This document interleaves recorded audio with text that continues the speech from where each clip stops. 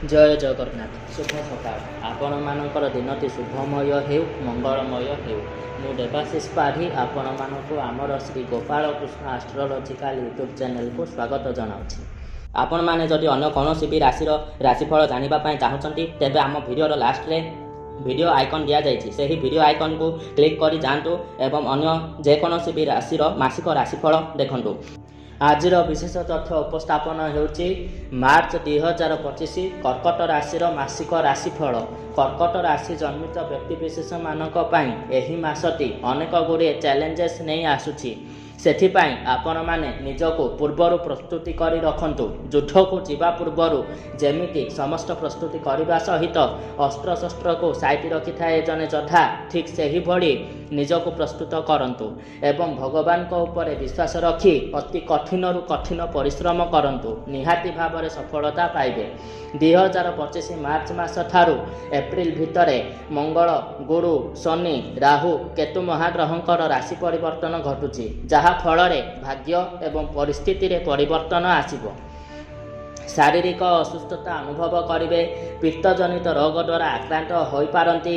एही मासरे नूतन जानवाहन क्रय करंतु नाही। माता तथा मातृस्थानीय व्यक्तिविशेष मानक सहित जुक्तितर्क करने ठारू दूरे रुहंतु एवं से मानकर सेवा शुश्रूषा करी आशीर्वाद लाभ करंतु आपणकर मंगल हेबो।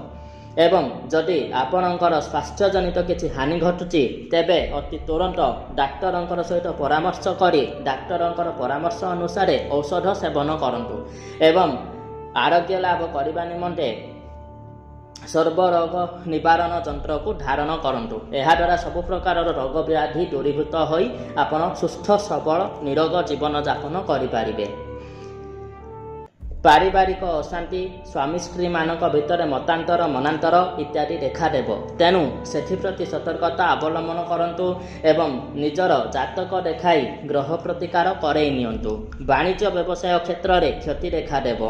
विदेश यात्रा क्षेत्र में विभिन्न प्रकार बाधा उपजिव।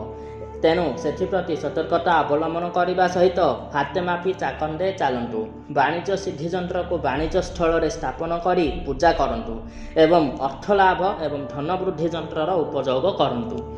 छात्र छात्री मानक पाई एही मासटी एतेटा शुभफल प्रदानकारी नुह। तेणु पाठ पढ़ा प्रति अधिक ध्यान दे अति कठिन रु कठिन परिश्रम करी पाठ पढ़ंतु एवं माँ सरस्वती कवच धारण करंतु। शुभफल प्राप्त हेबो। मानसिक चाप देखागले भी सेथिरे अतिष्ठ न होई निजर कर्म प्रति ध्यान दियंतु। भगवान ऊपर भरोसा रखंतु सबु आपे आपे ठीक होइजिवो। परिवार रे कौनसी व्यक्ति हठात असुस्थ हेबा कारणरू सदस्य मानकर भितर दुख एवं मनरे हताश मनोभाव देखा दे पारे। किंतु सेथिरे अतिष्ठ न होई सेथिरे म्रियम्लान न होई भगवान को ऊपर विश्वास रखंतु सत्कर्म करंतु अति कठिन रु कठिन परिश्रम करंतु एवं निजर जीवन यात्रा रे आगे चलंतु। एवं ए पर्यंत जदि आपण आमर चैनल को सब्सक्राइब करि नाहंती तेबे आमर चैनल को सब्सक्राइब करंतु लाइक कमेंट दियंतु।